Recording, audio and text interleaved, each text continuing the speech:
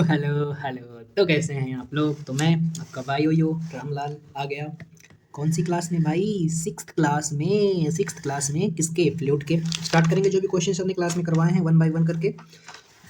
Class बड़ी आसान होने वाली है। आपको सिर्फ दो फॉर्मूले और एक चीज़ और रटनी है बस, और कुछ नहीं करना है। कौन सी? जो फोर्स होती है लिक्विड लिक्विड के बीच, वो होती है, ये है मेरा क्या, एम आर रट्टा। और एक चीज़ और याद करनी है, टर्मिनल वेलोसिटी का फॉर्मूला जो कि होता है 2/9 ईटा। यहाँ पर होगा डेंसिटी, यहाँ पर होगा 2g माइनस लो।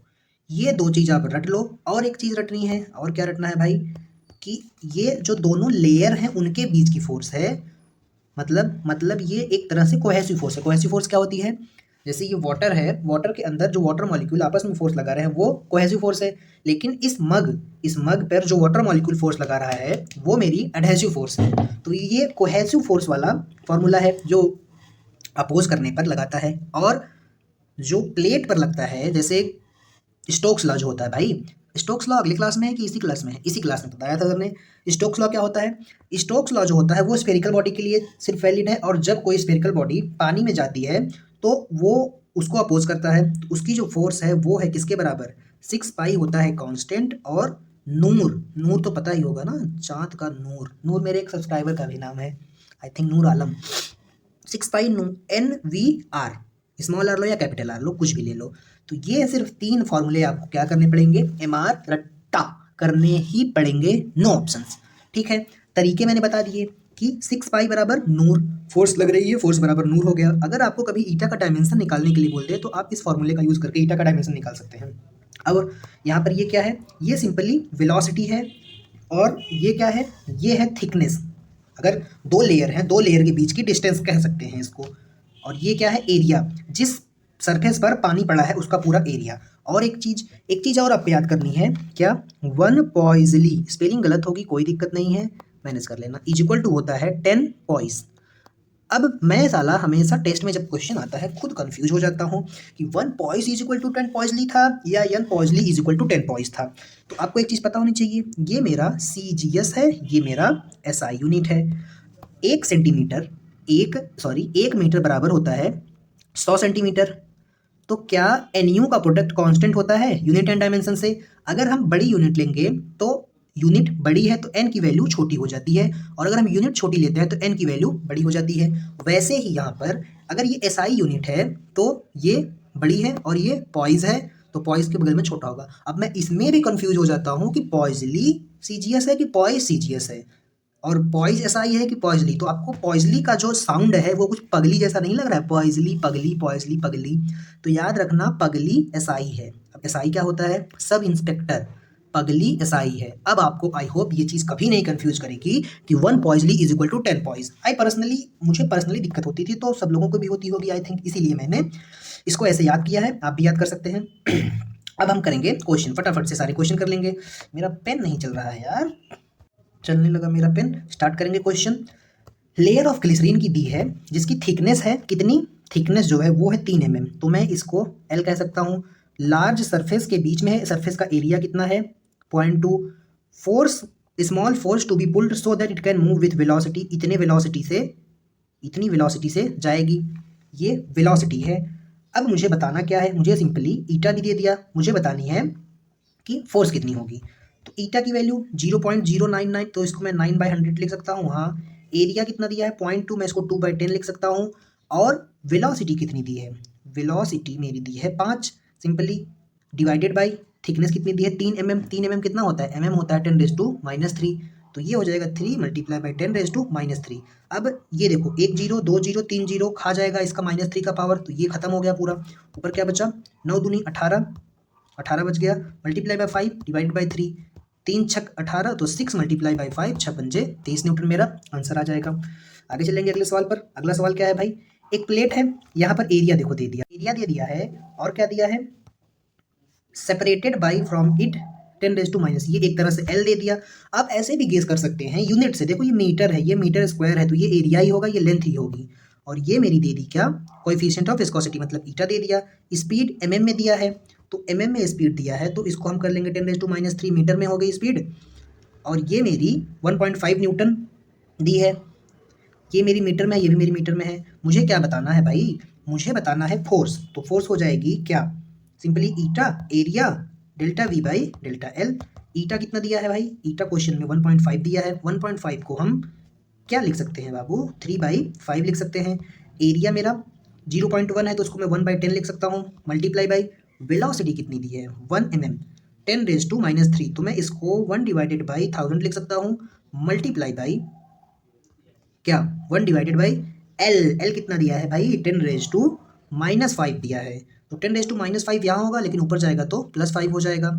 क्या ये 1 0 2 0 3 0 4 0 हो गया, यहाँ से 4 पावर कैंसिल हो गई, ये 1 है। तो ऊपर कितना आ गया, ऊपर मेरा कितना आ गया, एक सेकेंड 3/2 है यार, 1 नहीं है, ये 3/2 है। ऊपर मेरा आ गया सिंपली 10। तो मैं कह सकता हूँ 3 × 10 डिवाइडेड बाई 5, कोई दिक्कत नहीं। 5 1 5, 5 दूनी 10। ए यार कुछ रॉन्ग हो रहा है क्या, 4 0 3 0 से इधर गया, 4 0 हो गया, 10 3 30, 5 6 30। ए यार क्या लिखता हूँ मैं कसम से, ये 2 है भाई, 3/2 डेढ़ को लिखना है, नीचे ये 2 होगा 2। तो 10 3 30, तो 30 डिवाइडेड बाई 2, 2 से कटेगा तो ये सिंपली 15 न्यूटन आ जाएगा। आगे चलेंगे अगले सवाल पर। अगला सवाल थोड़ा सा एनएलएम को मिक्स करके दे दिया है, कोई दिक्कत नहीं, ऐसा क्वेश्चन नीट में नहीं आएगा, ऐसा मुझे पर्सनली लगता है। अब 2017 का क्वेश्चन है, गुजरात सीईटी का है जहाँ तक मुझे लगता है। अब देखो मेटल ब्लॉक है जिसका एरिया बेस एरिया जो है वो मेरा ये दे दिया है, उसको कनेक्ट किया इतने मास से, स्ट्रिंग है, आइडियल पुल्ली है। तो लिक्विड फिल्म की जो थिकनेस है, वो लिक्विड फिल्म की थिकनेस मतलब एल दे दिया मेरा 0.6 mm मतलब 10⁻³ मीटर, ठीक है। When released block move with constant speed, velocity दे दिया मेरी 0.17, कोएफिशिएंट ऑफ विस्कोसिटी बतानी है, ईटा बतानी है। तो यहाँ से एक टेंशन लगेगी, वो टेंशन यहाँ पर आएगी और यहाँ पर जो फ्रिक्शन लगेगी वो होगी इस टेंशन के बराबर। ये टेंशन कितनी होगी, जितना ये mg होगा। तो मैं यहाँ पे लिख सकता हूँ mg = ये वाली फ्रिक्शन फोर्स, और ये वाली फ्रिक्शन फोर्स जो होती है वो विस्कोसिटी की ही विस्कस फोर्स होती है, ठीक। तो मैं यहाँ पर लिख सकता हूँ क्या, A eta A delta V by delta L =mg। अब ईटा ही हमको निकालना है तो एक काम करेंगे, ईटा को यहीं रहने देंगे, mg को इस साइड लेके जाएंगे, mg को इस साइड लेके चले गए और ये चला जाएगा ऊपर, ये चला गया ऊपर, और ये मेरा एरिया और डेल्टा वी नीचे आ गया। अब सारी वैल्यूज रख के हम आंसर निकाल लेते हैं। m कितना है, m कितना है, m है मेरा 0.02, 0.02 m है मेरा 0. लिखने को नहीं हो रहा है, सीधा यहाँ पे करता हूँ भाई। m मेरा कितना था 0.02, ठीक है। g कितना है 10 है, मल्टीप्लाई बाई और क्या है उसके बाद 0.6 v, l कितना है 0.6 mm, तो इसको कर दिया 10⁻³ मीटर में आ गया। अब डिवाइड कर दो, किससे डिवाइड करेंगे भाई, किससे डिवाइड कर रहे हैं देख लो, लेंथ से। एक सेकंड, लेंथ से नहीं, एरिया और वेलोसिटी से। एरिया कितना दिया है 0.2, वेलोसिटी 0.17। अब मुझे एक बात बताओ, क्या ये एरिया कौन से यूनिट में दिया था, मीटर में है, कोई दिक्कत नहीं है। अब हम एक काम करेंगे, कौन सा काम करेंगे भाई, हम इस पॉइंट को हटाएंगे। जब हम इस पॉइंट को, पहले इस पॉइंट को हटा लें क्या, जब हम इस पॉइंट को हटाएंगे तो हम यहाँ पर ऊपर नीचे देखो, ऊपर और नीचे 10 से मल्टीप्लाई करने पर ये पॉइंट अपने आप हट जाएगा और ये 2 बन जाएगा। तो नीचे भी 10 से मल्टीप्लाई होगा तो ये पॉइंट खा जाएगा, तो वो जो पावर है वो चली जाएगी ऊपर, तो वो पावर जो है वो सिंपली 10⁻1 हो गई। अब ध्यान से देखना पॉइंट से कैसे खेलते हैं। अब ये 0.17 है तो यहाँ पर 100 से मल्टीप्लाई करना पड़ेगा इसको 17 बनाने के लिए, और ऊपर नीचे दोनों 100 से, तो यहाँ पर आ जाएगा ये +2, आ जाएगा कि नहीं आ जाएगा, आ जाएगा। अब मुझे बताओ ये 0.6 है, इसको मुझे अगर 6 बनाना है तो इसमें मुझे 10 से मल्टीप्लाई करना पड़ेगा, और ऊपर नीचे दोनों से 10 से मल्टीप्लाई होगा तो 10⁻1 होगा, और ऊपर जाएगा तो ये सिंपली -1 हो जाएगा। वैसे ही अगर यहाँ पर 2 पॉइंट है, इस पॉइंट को हटाना है तो सिंपली 10⁻2 हो जाएगा। क्या मेरा ये +3 -3 कैंसिल हो गया, ऐसे भी कर सकते थे यार। देखो यहाँ पर 2 पॉइंट पे 0 है तो ये वाला पॉइंट इसको खा जाएगा, ये वाला पॉइंट इसको खा जाएगा तो ये 17 बन जाएगा। यहाँ पर 2 पॉइंट पर 0 है तो ये सारे पॉइंट खत्म हो जाएंगे, ये सिंपली 0.2 बन जाएगा। ऐसे भी कर सकते थे हम, ये सिंपली 0.2 है तो ये वाला पॉइंट खत्म, ये वाला पॉइंट खत्म, ऐसे भी कर सकते थे, कोई दिक्कत नहीं है, कैसे भी करो यार, आंसर आने से मतलब है। तो 2 × 10, तो 2 × 10 × 6 × 10⁻³ डिवाइडेड बाई 17 दूना 34। जब इसको सॉल्व करेंगे हम तो 2 छक 12, दो छंग 12, ये 10, ये एक पावर खा जाएगा, तो 12 इंटू 10⁻², डिवाइडेड बाई 34। अब अगर ये 36 होता, अगर ये 36 है नहीं, अगर होता तो सीधा 12 एकम 12, 12 तिहाई 36 हो जाता। तो ये जो है वो कितना है, 10⁻², 10⁻² डिवाइडेड बाई 3। ऐसा मुझे लग रहा है ना, मैं कैलकुलेशन की क्लास कर रहा हूँ। दोनों में 1000 से मल्टीप्लाई कर दो, 1000 से मल्टीप्लाई कर दें। अगर हम दोनों में 1000 से मल्टीप्लाई करेंगे, नीचे भी 1000 से मल्टीप्लाई करो, तो ऊपर कितना बचेगा, ऊपर सिंपली 2 पावर 2 जीरो खा जाएगी, तो ऊपर सिर्फ 10 बचेगा और नीचे बच जाएगा 3 इंटू 10⁻³ बच जाएगी। इसको इससे कैंसिल करेंगे तो लगभग 3.3 इंटू 10⁻², ये ऊपर चला जाएगा तो -3। तो इसके अराउंड मेरा आंसर आना चाहिए, एग्जैक्टली वही नहीं होना चाहिए, मतलब 3.3 पावर -3। आगे चलेंगे अगले सवाल पर। अगला सवाल क्या है भाई, अगला सवाल है वही सिंपली उसी फॉर्मूले पर बेस्ड है यार, कुछ अलग नहीं है इसमें।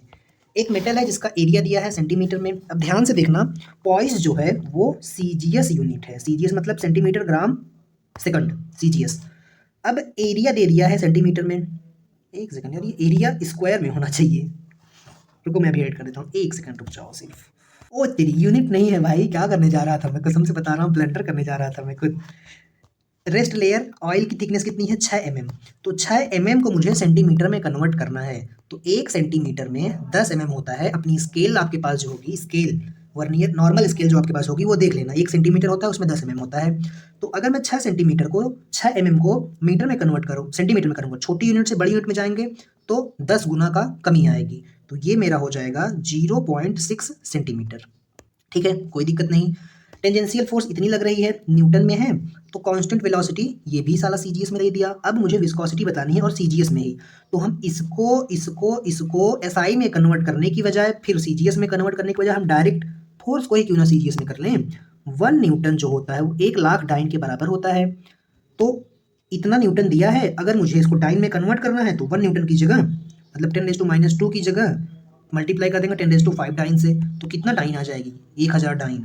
1000 डाइन आ गई, मेरी फोर्स की वैल्यू सीजीएस में आ गई, सबकी वैल्यू सीजीएस में आ गई। हम सीधा आंसर निकाल लेंगे, फटाफट चुटकी बजा के मेरा आंसर आ जाएगा। क्या होती है फोर्स, फ्रिक्शन फोर्स जो होती है, F A eta delta V by L, delta L. Area कितना दिया है भाई, area area area area area कहाँ गया, एरिया मेरा ये दिया है 10⁻³ मल्टीप्लाई बाई ईटा की वैल्यू कितनी दी है, ईटा की वैल्यू टेंजेंसी, अरे भाई ईटा ही तो निकालना है, कोएफिशिएंट ऑफ फ्रिक्शन। फोर्स मेरी 10⁻³ डाइन, वेलोसिटी कितनी दी है 6 डिवाइडेड बाई 0.6 सेंटीमीटर। क्या मैं इंटू ईटा, इससे इसको कैंसिल कर दूं, क्यों नहीं भाई कैंसिल कर दो। अब जब मैं ईटा लिखूंगा तो इसको इस साइड लेके जाऊंगा, तो क्या 0.6 डिवाइडेड बाई 6 आ जाएगा, हाँ इससे इसको कैंसिल करेंगे तो ईटा की वैल्यू मेरी 0.1 आ जाएगी, मतलब कौन सी वाली, ये वाली। आगे चलेंगे अगले सवाल पर। अगला सवाल क्या है भाई, अगला सवाल है स्पेरिकल बॉडी है, ध्यान रखना टर्मिनल वेलोसिटी होती क्या है। अगर एक बकेट है मान लो, जिसमें ऐसे ऐसे ऐसे ऐसे ऐसे पानी भरा है, और हम एक बॉडी को ड्रॉप कर रहे हैं, ध्यान देना वर्ड पे, ड्रॉप कर रहे हैं, थ्रो नहीं कर रहे हैं, तो वो ऐसे नीचे आएगा। और जब वो नीचे आता है, यही सेम चीज़ होती है जब बारिश होती है, नहीं तो बारिश की स्पीड हमको बहुत तेज़ लगे, यही सेम चीज़ होती है। उसकी वेलोसिटी फिक्स हो जाती है, एक्सेलरेशन बढ़ते रहता है, एक्सेलरेशन कांस्टेंट रहता है, तो वेलोसिटी इंक्रीज होनी चाहिए, मोशन अंडर ग्रेविटी में हम पढ़े हैं। लेकिन बारिश जब आती है तो उसकी स्पीड उतनी नहीं रहती जितनी होनी चाहिए, तो लगता क्या है, विस्कस ड्रैग लगता है। तो आर्किमिडीज डिलीट हो गया है, तो सिर्फ इतना जान लो कि इसका मास एम है, रेडियस आर है, तो ये नीचे फोर्स लगाएगा एम जी, और ऊपर एक विस्कस फोर्स लगेगी जिसको हम विस्कस ड्रैग भी बोलते हैं, ये अपोज करेगी मोशन को, ठीक है, ये मोशन को प्रमोट करेगी। और एक फोर्स लगेगी जिसका नाम है अपथ्रस्ट फोर्स, जो बॉइंड फोर्स होती है, क्या होती है ये बॉइंड फोर्स, म्यूरोजी होती है, ऐसी कुछ होती है, बाइंड फोर्स होती है, ठीक है। पानी में जब आप कूदते हैं तो डायरेक्ट डूबते नहीं, एक बार ऊपर आते हैं, वो जो फोर्स ऊपर लेके आती है ना, वही बाइंड फोर्स होती है। अब मुझे एक बात बताओ, स्पेरिकल बॉडी फॉल कर रही है तो वो अल्टीमेटली कांस्टेंट वेलोसिटी कब गेन करती है, जब मेरा ये जो mg है वो बराबर हो जाता है विस्कस विस्कस ड्रैग के प्लस अपथ्रस्ट फोर्स के, बॉइंड फोर्स को अपथ्रस्ट फोर्स भी कहते हैं, अपथ्रस्ट फोर्स के, तब ये एक टर्मिनल वेलोसिटी गेन कर लेता है और वो कांस्टेंट होती है, ठीक है। तो ये मेरी इक्वेशन होती है ये वाली, तो विस्कस ड्रैग ऊपर लगेगी, अपथ्रस्ट ऊपर लगेगी, जो कि बराबर होगा mg का, तब वो टर्मिनल वेलोसिटी गेन कर लेगा। और टर्मिनल वेलोसिटी का फॉर्मूला क्या होता है, आपको करना पड़ेगा हमारा रट्टा 2g/9 ईटा डेंसिटी रो माइनस ये, तो ये आपको याद करना पड़ेगा। दो चीज़ और, vt जो है वो इनवर्सली प्रोपोर्शनल है ईटा के, और वीटी जो है डायरेक्टली प्रोपोर्शनल है डेंसिटी के डिफरेंस के। ये उस बॉडी का डेंसिटी है जो इसमें डूब रही है, ये लिक्विड का डेंसिटी है। अब जीके है कि टर्मिनल वेलोसिटी और टाइम का जो ग्राफ होगा वो कैसा होगा। तो जब हम ड्रॉप करेंगे, ये ड्रॉप का केस है, याद रखना ये ड्रॉप का केस है। जब ड्रॉप करेंगे तो इनिशियली वेलोसिटी जीरो होगी, जैसे जैसे जाएगा नीचे वेलोसिटी बढ़ती जाएगी, लेकिन एक टाइम बाद अब थ्रस्ट और विस्कस ड्रैग बराबर हो जाएगा वेट के, तो कांस्टेंट वेलोसिटी गेन करेगा जिसका नाम है टर्मिनल वेलोसिटी। और एक्सेलरेशन भी पहले मैक्सिमम होगा, धीरे धीरे कांस्टेंट हो जाएगा, जीरो नहीं होगा, इस बात का ध्यान रखना, धीरे धीरे कांस्टेंट हो जाएगा। और वो एक सेकेंड वेलोसिटी कांस्टेंट हो जाएगी तो एक्सेलरेशन जीरो हो जाएगा, हाँ एक टाइम बाद जीरो हो जाएगा, ठीक है। तो जब वो टर्मिनल वेलोसिटी गेन कर लेगा। आगे चलेंगे अगले सवाल पर। अगला क्वेश्चन क्या है भाई, अगला क्वेश्चन है दो स्मॉल स्फेरिकल ड्रॉप हैं, ठीक है, जिसका रेडियस का रेशियो ये है, वो एक हाइट से एटमॉस्फेयर में fall from height to the atmosphere, तो their momentum reaching to earth. तो मोमेंटम का रेशियो रेडियस के कैसे होता है, तो जब वो नीचे आएंगे तो उन पर एक टर्मिनल वेलोसिटी लगेगी, वो डायरेक्टली प्रोपोर्शनल होती है आर स्क्वायर के, कोई दिक्कत नहीं। और जो मोमेंटम होता है वो होता है क्या, एम वी, और जब हम एम को, डेंसिटी क्या होती है एम बाई वी, तो एम को लिखेंगे तो डेंसिटी इंटू वॉल्यूम लिखेंगे, और वॉल्यूम क्या होता है इंटू वी, तो वॉल्यूम मेरा होता है स्पीयर का 4/3 पाई आर क्यूब, और वेलोसिटी कैसे प्रोपोर्शनल है इसकी आर स्क्वायर के। तो क्या अगर मैं प्रोपोर्शनैलिटी साइन देखूं तो आर क्यूब और आर स्क्वायर हो गया, और ये मेरा आर का पावर 5 हो जाएगा, तो मेरा जो मोमेंटम है वो आर के पावर 5 के प्रोपोर्शनल है। रेडियस का रेशियो कितना है इसका, तो मोमेंटम का जो रेशियो होगा वो 5 के पावर हो जाएगा, और सेम रेडियस है 4/3 रेडियस है, तो इसका पावर 5, तो मतलब फर्स्ट वाला आंसर। आगे चलेंगे। अगर n छोटे छोटे स्पीयर मिल के एक बड़ा स्पीयर बना रहे हैं तो वॉल्यूम कांस्टेंट रहता है और सरफेस एरिया डिक्रीज हो जाता है। आगे हम सरफेस टेंशन में भी ये चीज़ पढ़ेंगे।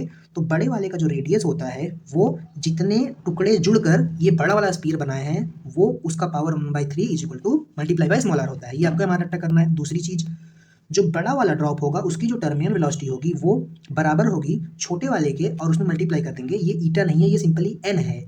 जितने ड्रॉप टूटे हुए थे, जितने ड्रॉप जुड़कर बड़ा वाला ड्रॉप बनेगा उसका पावर 2/3। आप इसको याद कर लेंगे। मिलते हैं अगली क्लास में, तब तक के लिए ओके बाय।